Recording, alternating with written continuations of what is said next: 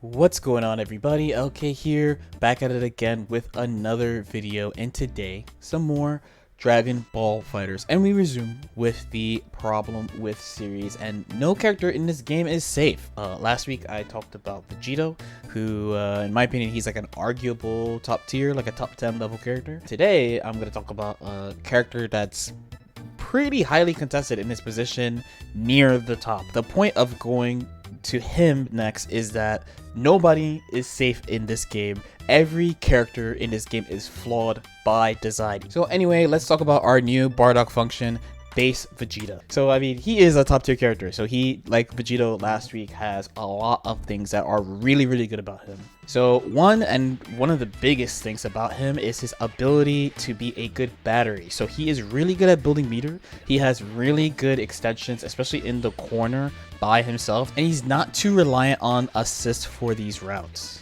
Mid-screen as well, his corner carry is always good if you have an assist. The routes that you do will vary by the assist that you have, but for the most part, he can always carry to the corner into knockdowns, building a good amount of meter. He's also ridiculously mobile. Now, Dragon Ball is a game where all the characters are pretty fast. Everyone has air dash, double jump, float options, etc. So mobility tends to be special options rather than how fast the characters actually are in the game. And Base Vegeta is amazing at this. He can travel from full screen with his medium rocket kick. He has another one in the air. His light rocket kick is quite far, it's very fast, and even though it's -5 like a lot of other lariat top moves, he ends up in the air and has air options. He can teleport to zoning opponents using his stomp kick, and can choose whether to bounce off or bounce forward, also with air options. And it tracks. He has an airborne projectile in Destructo Disc that he can aim different ways. And just like all his other tools, he has air options. Combine that with his JS to seal off parts of the screen and having relatively little landing recovery, and he has major control over huge swaths of the screen. We definitely can't talk about Base Vegeta either without talking about his Oki, his knockdown game. So most people here would want to just jump right into discussing the level 3. That's why most people pick him. But to be honest, he has something that most characters don't have in this toss with his 1S, where he can use a projectile independently of himself to control the enemy's techs. This is a really strong tool, and it makes his knockdown, even without using meter, very good. The only issue really being that you can generally only use it in the corner. It's pretty hard to use the mid-screen, unlike his other Oki part, his level 3. So this is good both mid-screen and in the corner. The big thing for a lot of people is especially mid-screen. So in the corner, he does have a high-low, but mid-screen he has a 4-way where he can go high-low on either side. Reminiscent of mix-ups from older seasons like Season 1 Bardock or Season 2 GT Goku. This comes from him buffing his level 3 with the toss. When you do the toss, he gains extra frame advantage on the level 3. Unlike previous really good level 3s and even current ones like Android 21s, this can't be done from DHC. You really need the toss to do this. So it gives a pretty big incentive to use him as a point character.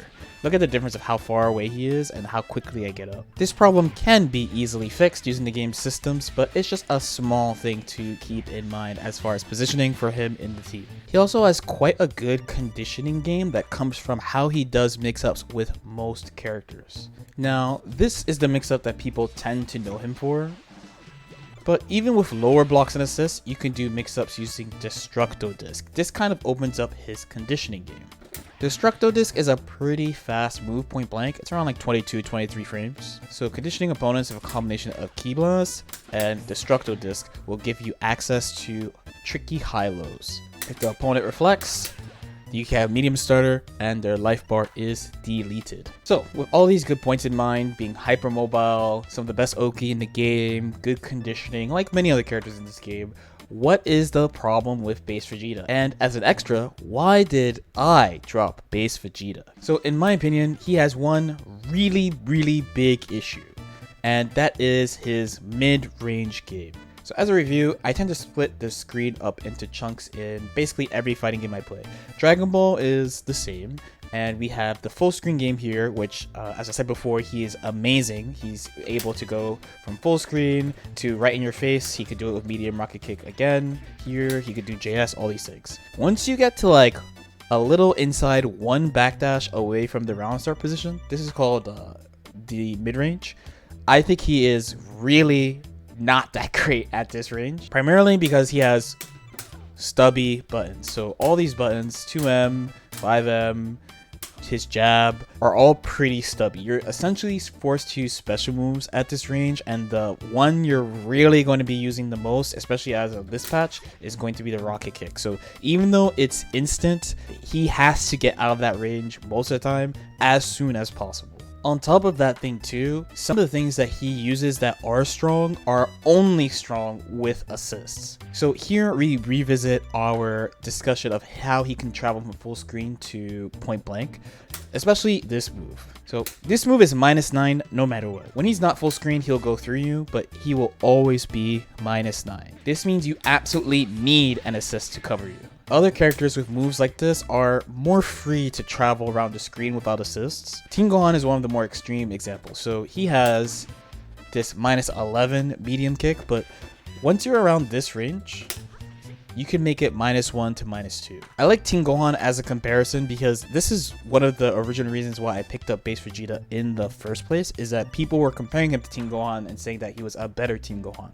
Now, today, I disagree. I think Teen Gohan is probably a little bit better, and they're just good at different things. So when you think about this mid-range game, for example, Teen Gohan is not afraid at mid-range at all compared to Base Vegeta. Base Vegeta has to retreat back to full screen to become a really strong character again. Here, he is flawed. Teen Gohan, on the other hand, has nothing to fear. So Teen Gohan does not have to fear using rocket kick too much when he doesn't have an assist. Teen Gohan has a tracking auto combo for mid-range that is not impossible to get away from, but it's not easy to get away from either. Even when considering approaching with buttons, Teen Gohan has less to fear. The mid-range is super important in Dragon Ball, and the amount of options you have the closer you get to opponent increases. So being good here, especially having good normals, is really, really, really important. And I think is by far Base Vegeta's biggest problem. Hopefully that makes sense. So I've been talking about this quite a bit on stream because this is a discussion that's been going on in my region quite a bit, because I think out of the players in my region, I probably think he is the weakest amongst the top tier, as in I don't rate him like a top 3 or even top 1 character. I think he's like top 5 or top 7. Let me know what you guys think though. If you have any questions or comments, definitely feel free to leave them in the comment section below. Like and subscribe if you feel like it, and I'll see you guys next time. Peace out.